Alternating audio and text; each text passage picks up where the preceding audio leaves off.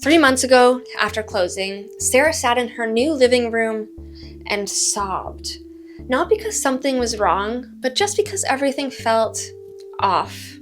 The house that she had fought for, that she stretched for and convinced herself was the one, now it didn't feel like that.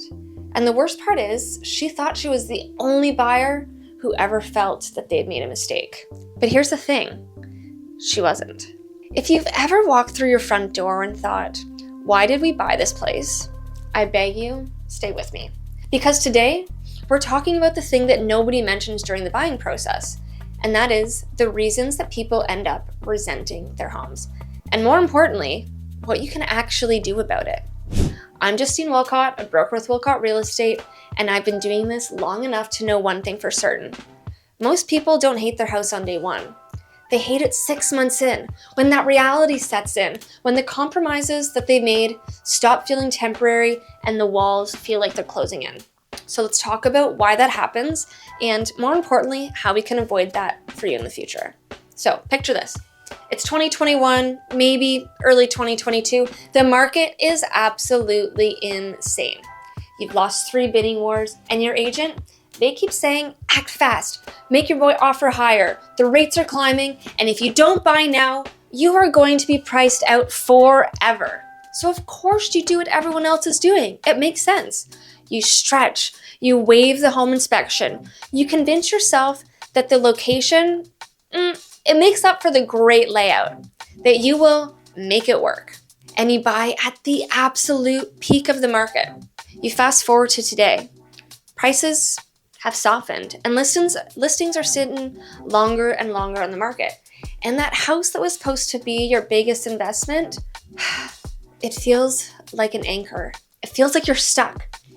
Because here's what nobody tells you when you're in the heat of that moment. Buying at the peak isn't the mistake, but buying without a plan is. And that is the difference between a smart purchase and a regrettable one. It's not timing. It's whether someone took the time to walk you through the worst case scenarios. And not just to scare you, but to prepare you. Because when you know what you're getting yourself into as a savvy buyer, you won't spend the next 3 years second guessing every decision. Now let's talk about something that I alluded to, and that is that home inspection you waived. Or you rushed through. Or you didn't really take the time to ask the questions because you didn't understand. Because you were looking at a newer house and it's fine. Or your agent said, in this market, we can't ask for anything or we'll lose the deal. Does that sound familiar? So you signed. And then 2 months in the middle of winter, the furnace dies. 4 months in, you realize the basement gets damp every spring, something you would have seen in the fall. And 6 months in, you're staring at a $15,000 electrical upgrade. And then suddenly, you are looking at everything with a different lens. Every creak in the floorboards feels like dollars adding up. Because when you skip the home inspection to win the house, you don't just take on the risk, you take on resentment in every corner. Because now, every repair is not just an expense, not just a line item. It's a reminder that the process was rushed. Here's something that's important to remember. A good inspection isn't about killing deals. It's about making informed decisions so you know what to expect with the house that you're purchasing. It's about knowing whether you're walking into a home that you can be comfortable in and grow a life in, or a money pit with a mortgage. Here's another thing that happens. You saw the house on a sunny Saturday afternoon. The street was quiet, the leaves were rustling, and the backyard was beautiful. It felt picture perfect. But what you didn't see was real life. You didn't see the apartment building behind you where people party until 2 a.m. You didn't notice that the backyard gets zero sunlight after 3 p.m., dashing all of your hopes for hosting backyard barbecues. And that the traffic on your street at 7:30 in the morning, it's a secret through street with Google Maps, so it sounds like a highway. It makes it very challenging to get out of your front door. That there's a train that rolls through every single morning at 6 a.m. It's impossible to catch these things in a 20-minute showing, but unfortunately you live with them every single day after you move in. And this is what I mean when I say you are not buying a house, you're buying a life. And if nobody forces you to sit back, think through what that life actually looks like, You know, the rhythms, the sounds, the vibe, the light, the people. You end up paying for it emotionally. The best buyers that I work with, we always drive by at different times of day to get a sense of the neighborhood. Sometimes we knock on doors to talk to people on the street to see what we should be aware of, because we know working together that the house is only half the equation. Now, no judgment here. Raise your hand if this sounds familiar. You've been looking for months, you've written 5 offers, and you've lost in bidding wars. Your lease is ending, and you are stressed, your partner is stressed, and your agent just keeps saying, be patient, the time will come. But here's the thing, you're not patient anymore. You are tired.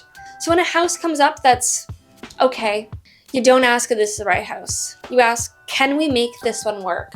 Can we compromise enough to move in and make this our home?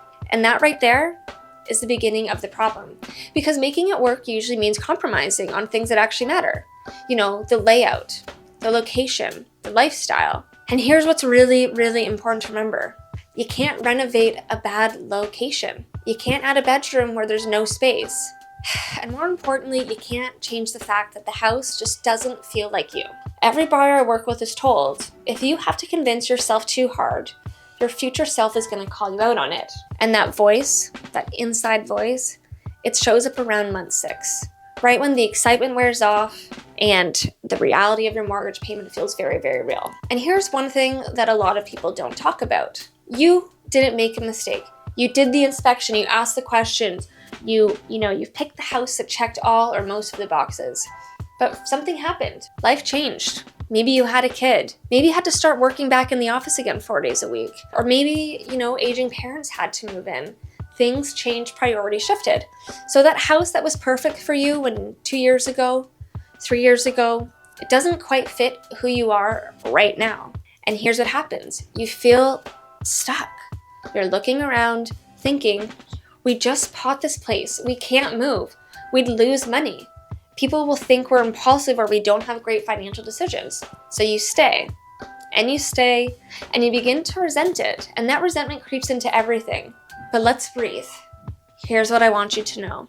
Outgrowing your house, it doesn't mean you failed. It means you're human.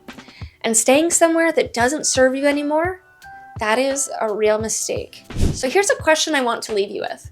What if buying a home didn't have to feel like a life sentence? Like you weren't saddled with uncertainty throughout the entire process?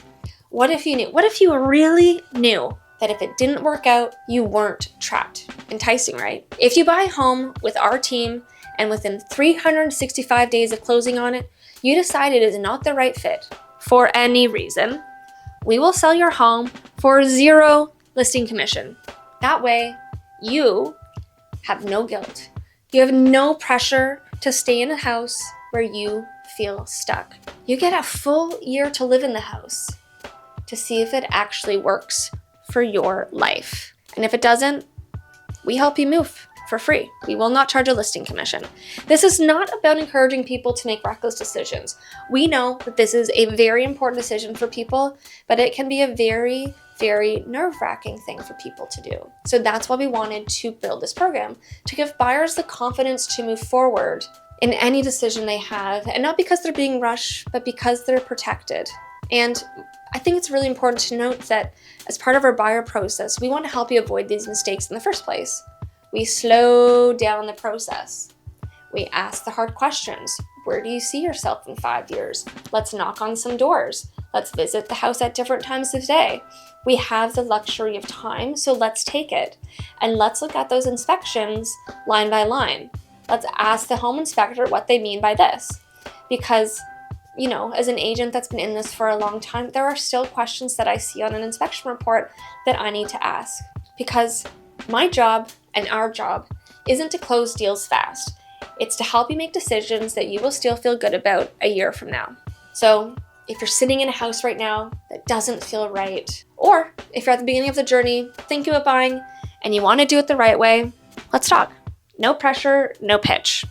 You can reach out at the link below, drop a question in the comments, we will answer. And if this resonated with you, if you've ever felt that pit in your stomach about a house you bought, do me a favor. Please like this video, share it with someone who needs to hear it, and subscribe if you want more real talk about real estate. Because the housing market loves to rush people, but I don't.